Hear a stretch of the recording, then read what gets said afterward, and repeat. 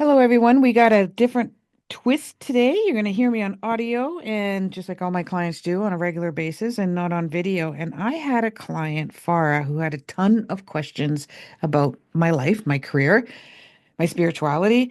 And I thought, hey, why don't we just put some questions together and do this live so that other people can hear the answers because I think they might be interested as well. Maybe not, but I think they might be. So Farah, welcome. This is going to be fun. Thanks for having me, Holly. Yes, it'll be fun. Hey, maybe I might have a question or two for you. Oh, put me So, on the spot. you gave me a list of questions, and Farah's out in England, and I'm in Canada. And this is my day for England. I had an interview this morning, and she was in England as well. This is There my you day. go. You're making it worldwide. Yes, across the pond. So why, like, the first thing is, why did you have these questions for me? What is piquing your curiosity? You've been a client of mine for years. You're a regular client. You coach with me on a regular basis. Yeah. Why did you have these questions? Yeah. Well, as you say, as a longtime client, I've sort of thought, the guidance and the help that you've sort of provided me, the coaching, I kind of wondered, well, how do you manage your own life? Are you able to coach yourself? Are you able to do readings for yourself? And it just intrigued me, how you manage your own life. So let's start. What's your first question? Okay. Do you ever face challenges in your own life, knowing you have the ability to foresee or sense what's coming? And how do you handle them?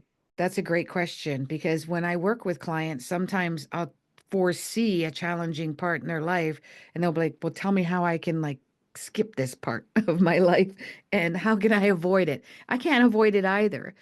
I have a great example. About 2 years ago, I did see um, a planetary transit called the planet Uranus, and I seen it coming quite a few months ahead of time. And I did actually navigate my travel plans at that time because it could include travel issues. That wasn't an issue at all. There was no travel. I did work around it, but there was still no travel issues. But what happened, and it's with Uranus, it's extremely unpredictable. And it did happen to be in the house of health, of my physical health.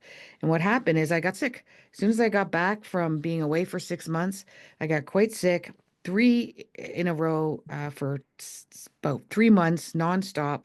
And it took me down for that entire year. And then about maybe 6 months after. And would have I wanted to avoid that? Absolutely not. Did it help me get healthier faster than what most people would have because it was an adrenal fatigue and mixed with a whole bunch of other things. And adrenal fatigue can take years for people to recover from that. And it took me about a year and a half, and I'm glad to say I'm 100%. But did I want to avoid that lesson? There was a huge amount of lessons around it. I did get a couple of extra gifts at the end of it. I'm just slowly recognizing them now because it's been about, I'd say, 4 or 5 months that I'm starting to feel 100% better. And I learned a lot about anxiety, panic attacks, physical, the central parasympathetic nervous system. I used to have a lot of anxiety panic attacks, which I thought were kind of energy attacks as well. They went away. They disappeared. When I do get a symptom, I can just will it away very easily where I wouldn't, I would be plagued sometimes for hours with these feelings. And I believe a lot of people that are extremely sensitive have these panic or anxiety attacks as well. And there's never been any diagnosis for what it was. I would always just attribute it to my thyroid issues. So I guess the long answer is no. I can see things coming ahead, but I can't avoid them. But I can make the journey easier than what most people would experience. That's brilliant. So you let events unfold naturally but you just don't resist them. That's right. I'm not saying I How, like it. I didn't like it, but exactly. well, how does your gift also influence your relationships with friends and family? Are you able That's to navigate conflicts easier? Are you? absolutely.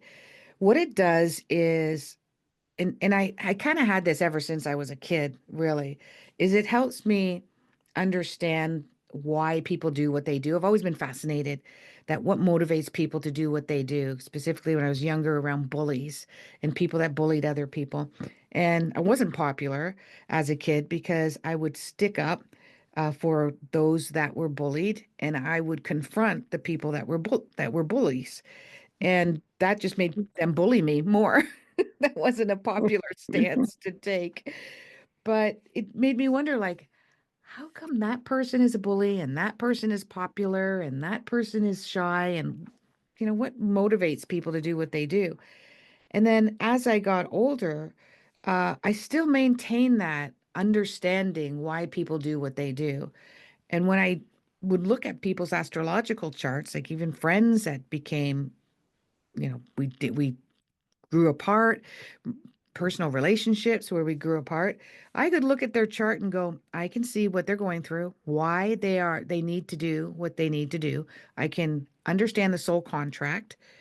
And some of them are very close people, like my mom and my dad and my sister. Like, I'm not just talking about friends that came into my life and left kind of thing, as friends can do. And that helped me. I don't have a lot of resentment. I don't have a lot of anger. And I don't have a lot of long-term hurt. And I say long-term because, of course, when it's happening, it's hurtful and it's painful. And I'm learning from it. It's an opportunity for me to grow. But eventually, even though I can differentiate between my pain and still not hate them and still not be angry with them, it's hard to relate. Like, how can I still be hurt and still not blame them at the same time? But I am able to do both. I'm able to have both of those feelings and allow them to be who they are. Definitely looking at somebody's astrological chart is, you understand what motivates them to do what they do. And then you don't take it personally. That's amazing. Sound like you have a lot of compassion for other people, which I Yeah. know you do. Um, Yeah. it's very interesting hearing about like your childhood experiences, like how you were so interested in what motivated others to behave the way they did. What Yeah. was the moment or experience that first made you realize that you had a clairvoyant gift, if that's what you call it? Yeah, your intuition. Yeah. This The clairvoyancy came, the understanding that I had, acknowledgement that I had clairvoyancy was only several years ago. But when I was 13, my mother is a tarot card reader and a tea leaf reader. They're real flower children. We didn't have any, we had a yellow shag rug and we had pillows on the floor. We didn't have any furniture type of thing. They were very well, they had businesses. They were quite successful as a business, as a couple. But I grew up with that and I didn't relate to it. I thought at age 13, I was starting to think, well, how come I don't have that gift? How come I don't have that insight or that intuition? My mom had all the 70s books that came out, Erogenous Zone by Wayne Dyer and Many Lives and Many Masters, by Dr. Weiss. And I kind of flipped through them and would read them, but I still didn't feel anything tangible. And I have a scientific mind, so I wanted like this tangible evidence that I had something. And at 13, they were connected with a world renowned at that time psychic. And one of her friends was nagging her to call this friend and help her through this relationship issue. And he gets on the phone and he goes, "You have a 13-year-old girl in the house. I want you to put her on the phone." And I was the only 13 girl in the house. So they put me on the phone and he said, "She's going to ask you a question and you just give her the answer that first pops in your head." And I'm like, okay.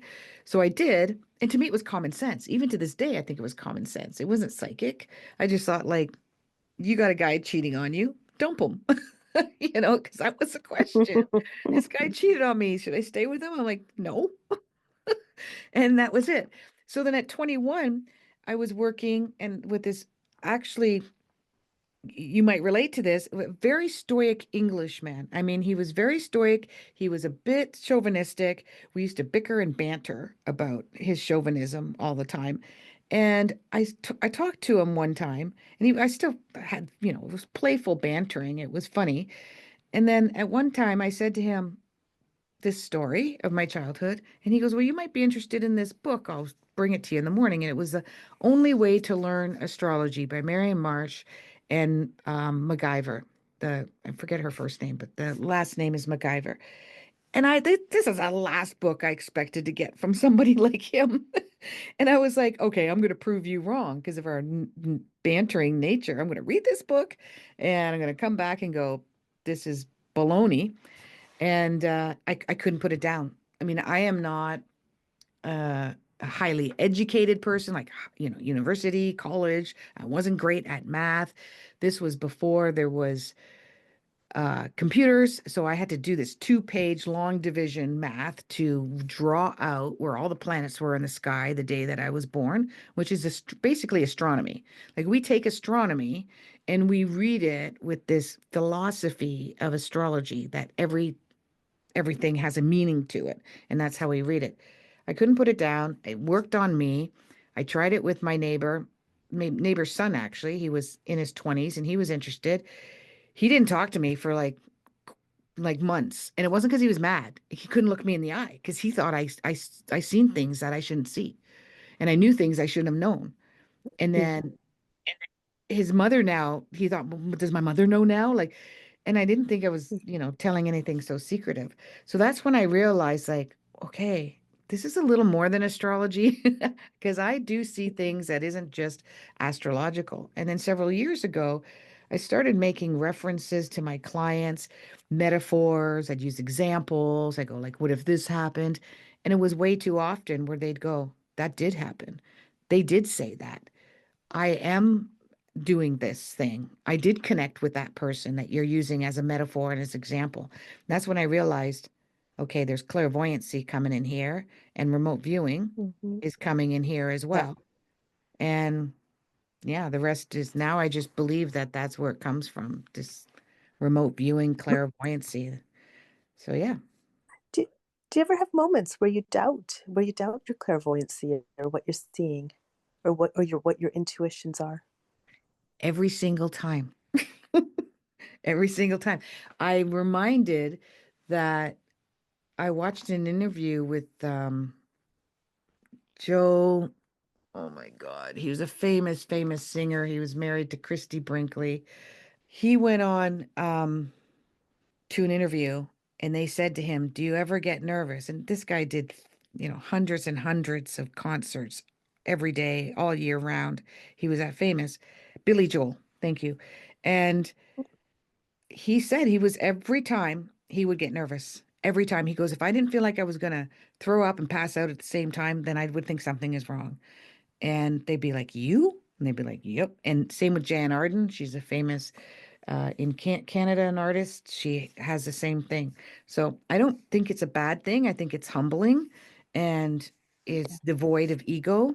And I realize that, I'm performing or I am channeling or supporting an individual person, and you're all very different from one another. And I hope that every time finish a session that I got it right, that I made a difference, that it's connecting. And I don't know that until it's done. Yeah. So how do you approach helping clients who now might be skeptical about your intuition and your psychic abilities and your clairvoyant Mhm. abilities? Yeah, that's great because I do come across more like a life coach with just these underlying abilities. And many of my clients have said, would it be wrong if I got rid of my therapist or my counselor because I'd rather talk to you? Because I really, if you're going to work with a therapist, you might see them quite a few times before they really know who you are and what you're all about. And that's just the first initial. They're not even getting down to business of why you're talking to them. So I'm able to see this right away. If a client has sent me their husband or their child or somebody that is, I'm only seeing you, Holly, because this person who I have a lot of regard for their opinion has recommended me to you. Otherwise, I would never see a psychic. I would never see an astrologer. This is a hogwash. And so I just start by calmly talking to them about what I see that has developed through their childhood and their relationship with their parents and their own personality traits, understanding the clarity around their personality traits and why they mingle with each other and why they have them. And it's very validating. They feel comforting and validated right away. And then I navigate the rest of the session according to their comfort zone. So the more comfortable they get, the more questions they'll ask me, and the more I'll, respond to those questions. I'm not going to go full force with somebody who's uncomfortable at first with it. I want them to get, I have to gain their trust, and they have to feel comfortable with being vulnerable. And I have to walk very carefully around that. And that's what I do to work with clients. I think I can relate to that because I was recommended you by someone, Hmm. and I was more curious about what you did rather than anything. At that time, I don't think I believed at all in anything No. astrological or psychic And so or what gained um, your trust? it was how accurate and how quickly you understood me without me having to like it was, as you say, it was like doing a year's worth of therapy in a day. We didn't have to, it didn't need all that lead up time to get in deep. You could get right to the issues. Yeah. Thank you for saying that. And going back to one of your original questions, I have a hard time finding support. I can't find a therapist. It's hard for me to work with a counselor or anybody that's got other modalities, even other astrologers and other psychics, because it sounds terrible, but they don't work like I work. And I'd like to duplicate Yeah. myself and work with somebody that works the way that I work. Not to Yeah. not to like, toot my own horn, but I used to You be have a multi hairdresser. modalities that you bring together, don't you, though? So Yes, it's, I do. I do. And I want somebody who's just does it the same, speaks the same language as I do, or even mhm. better. And I used to be a hairdresser. My parents used to be hairdressers.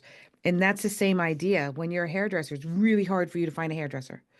To You wish that you could just take your head off and put it on a table and do it yourself, Yeah. but you can't. Yeah. So Yeah. it does make for quite a challenge. Yeah. hmm Um, have you ever had a reading or an insight for a client that surprised even you? Yeah.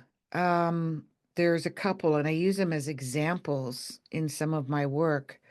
One was this is the first time I realized there's some clairvoyancy, and then eventually saw it as remote viewing as well. And it was a first-time client, and they were having difficulty with their marriage. And I started describing her and her husband, their personality differences and personality conflicts. And they were literally, she said, we are going on vacation in a couple of weeks, and this is going to make or break our marriage. If this vacation doesn't work out, it's over. I can't, we have nothing in common. We don't connect. We don't have the same joys and whatnot. And I said, okay, I have one session to try to help them with this marriage, right? So I said to her, I go, let me give you an example. And this, I think this vacation actually was a couple of months away. They vacationed often, uh, 2 or 3 times a year. So that's why it was kind of important in their marriage because they never enjoyed. They'd always come back fighting and arguing every vacation they had. So she said, I said, let me give you an example. If you two went to Barbados and you wanted to go, start exploring, because part of her personality loved to explore culture. And she wanted to join all the bus tours and all the museum tours and everything. And he didn't want that. He could care less about the culture. He just wanted to rest and relax and sit on the beach and drink margaritas and whatnot. So I said, hire a travel agent to create an itinerary, and he has to agree to do a couple of things that you want to do. You have to agree to go to a couple on your own, and you have to agree to go to doing more relaxing things with him. Before I could even finish that advice, she goes, are you kidding me, Holly? How do you know this? I'm like, what? She goes, we went to Barbados a month ago, and that's exactly what happened.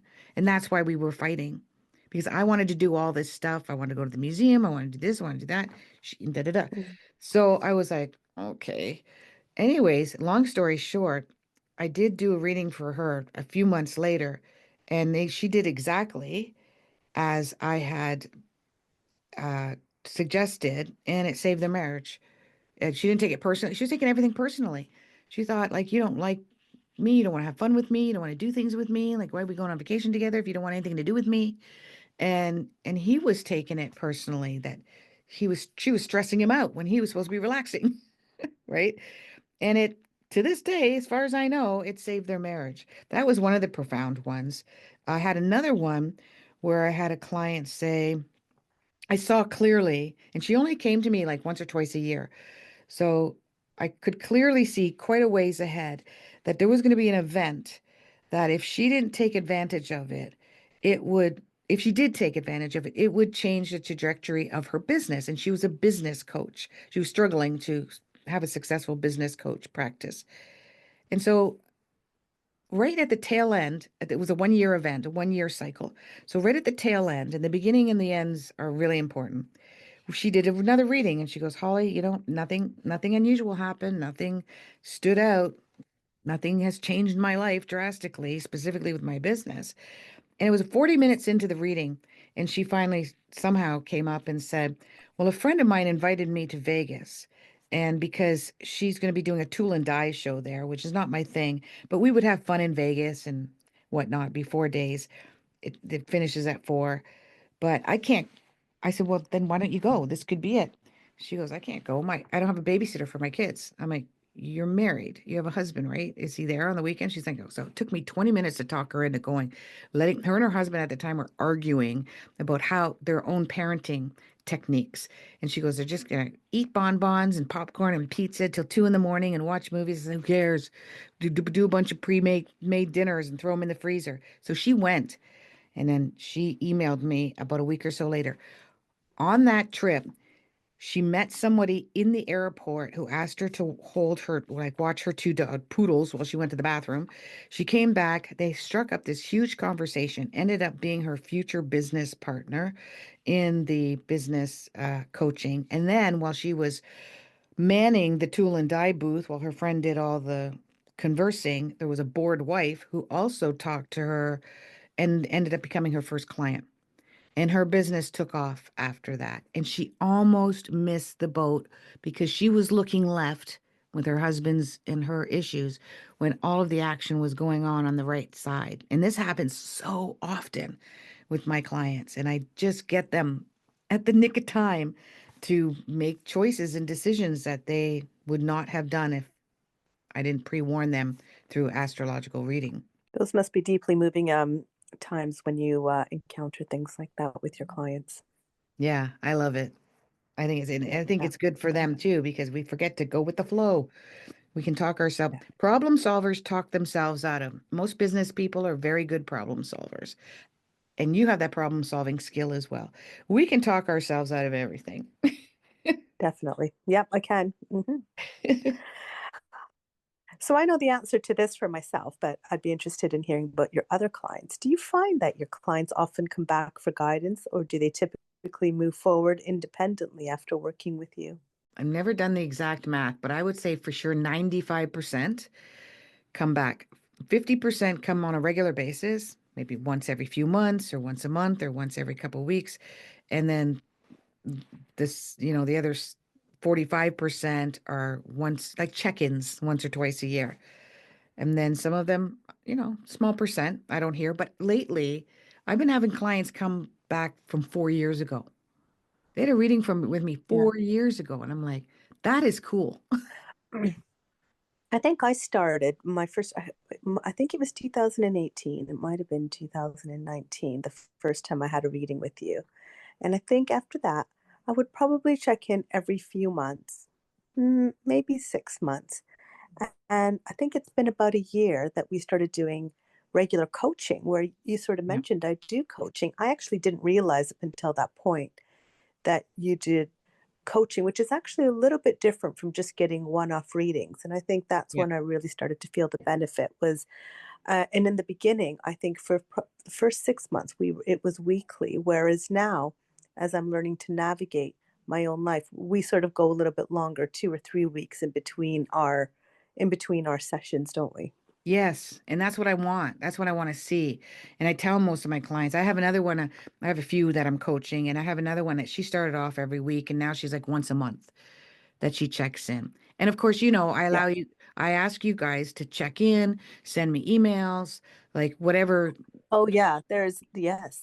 Yeah, well, we're not just You silent. provide that In support in between as well. It's not just yeah, like, well, that's it, you're on your own.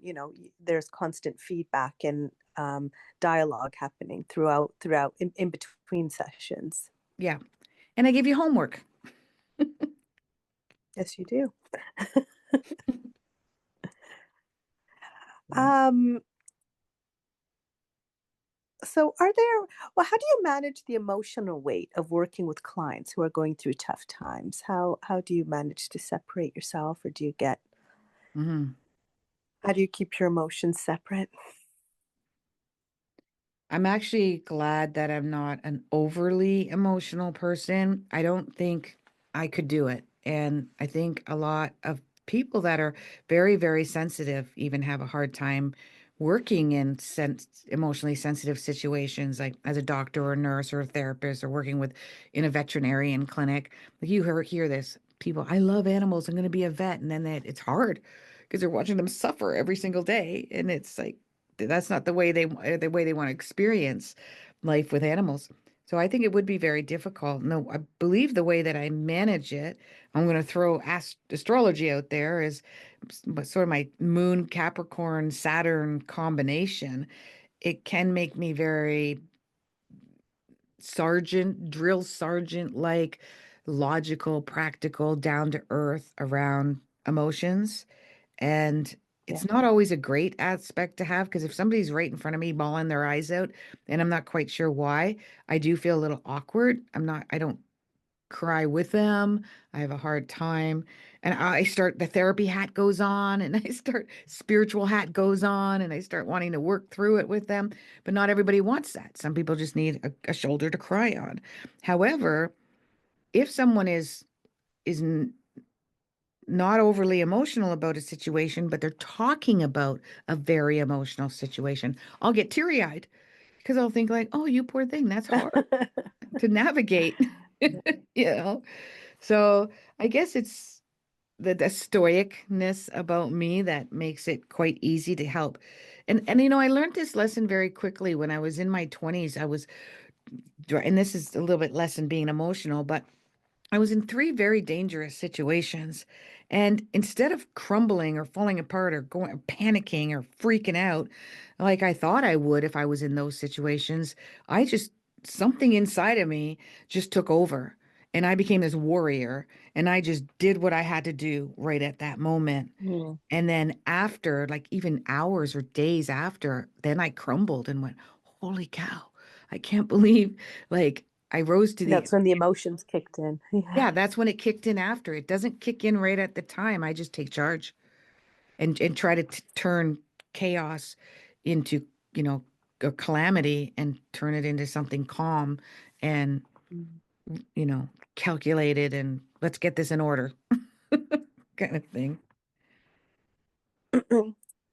You mentioned that you're quite a scientific person. So, what would you say to critics that view astrology or clairvoyance as unscientific? If you're trying to figure out why this works and how it works, you never will, because I don't know. People say, "How do you know this?" I don't know.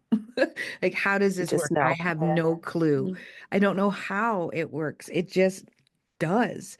Like and sometimes there's things in life that you shouldn't question. Just be grateful that, people that there is a reality to this. You can look historically and Babylonian and ancient Egypt, and there's there's artifacts of astrology and them stargazing all over the world that have been embedded in stone permanently and it's clear. It's clear as day that this is an astrological symbol and this is the moon, sun, star, Venus, Mercury. It's clear as day.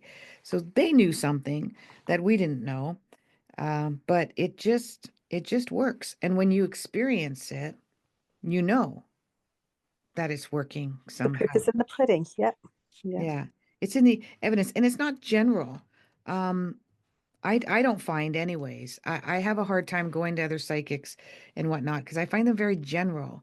Like if they say to me, "You're really having a hard time in life right now, aren't you, Holly?"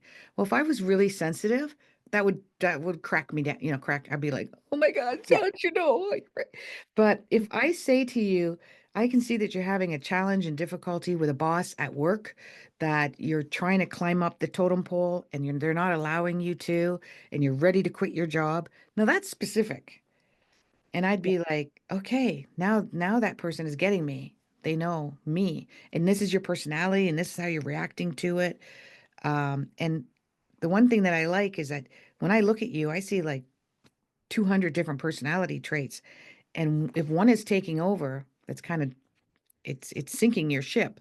Then I'm going to say, hey, let's anchor onto this one over here that could help this sinking ship and help support you and help you approach your boss and talk to your coworkers and get your job back or get your job to the level that you would like it to be.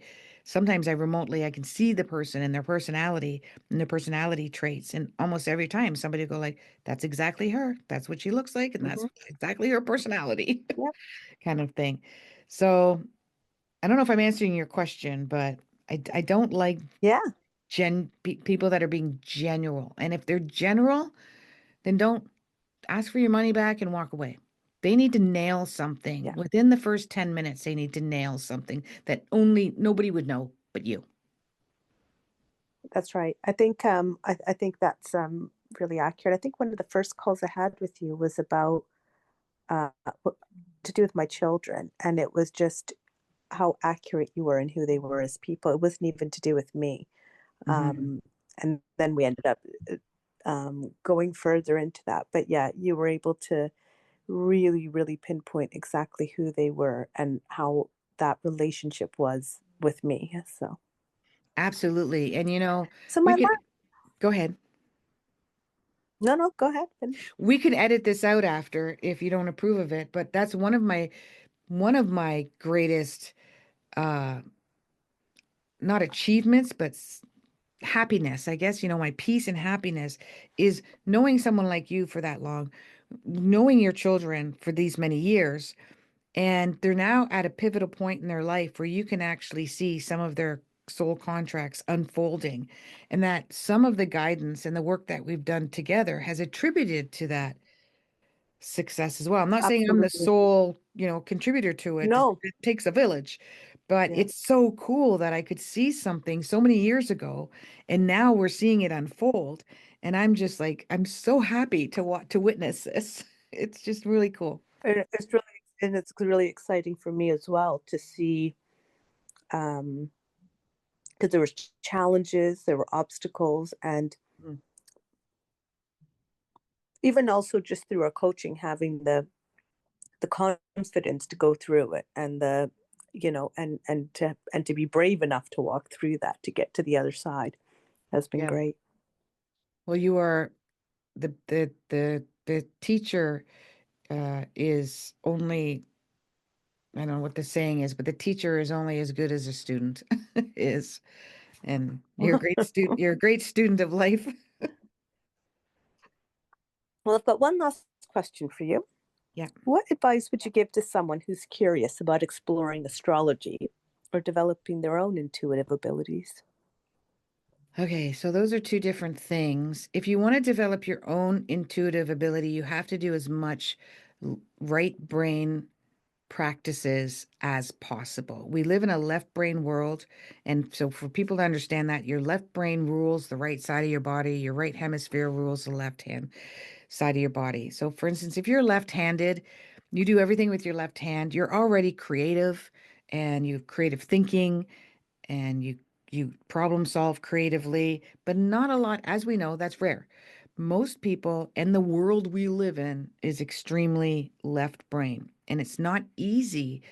So it kind of it tones down our natural ability, our natural intuition. You don't develop it, it's already there inside of you, but it's been dumbed down basically through all kinds of things in life since we're kids. And the more creative you can be, I don't care if you don't have to be Rembrandt and you don't have to be drawing a picture that looks like a photo. If you're stringing beads, if you're doing those coloring books, if you're listening to music, dancing to music, Meditating is one as well. Visualization, anything that is creative or even enjoying creativity, going to a museum, going to a concert. You don't have to be a musician to enjoy it. The more that you do this, or pick up tarot cards, pick up a pendulum, use your body as a pendulum. There are different ways of muscle testing, using your body as a pendulum. If you're standing up, see if you, or witness when you have an intuition and you go against it. Like, I knew I should have turned right.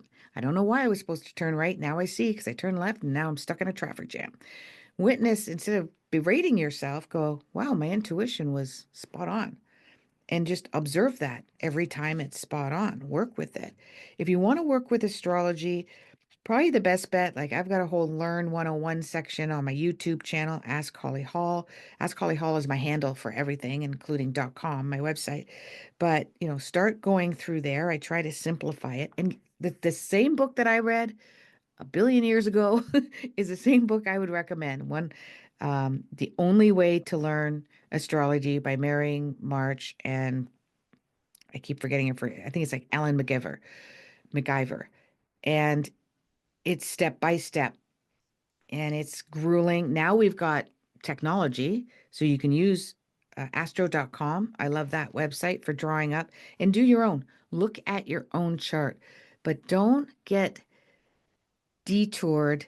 If you read, oh, my Mercury is in Taurus, but my moon is in, Sagittarius, you're going to see contradicting information and you might poo-poo it at that point and go, well, this doesn't work because that this is contradicting. Well, look at your own being. Like, we are contradicting beings. Like, our personality traits contradict each other. You want to learn to blend them together. Like, know that at first you're going to compartmentalize them, but the more and more you practice, the more you'll be able to blend them and you'll start to see how all the pieces of the puzzle blend in. So it takes a lot of practice. And then the second person is somebody you love, somebody that you know, somebody that will give you like real feedback around it, and just practice, practice, practice, practice. Well, thank you very much, Holly. Thank you for Thank taking the you. time to answer some of my questions today. Thanks, Farah. Those were great questions. Thanks a lot.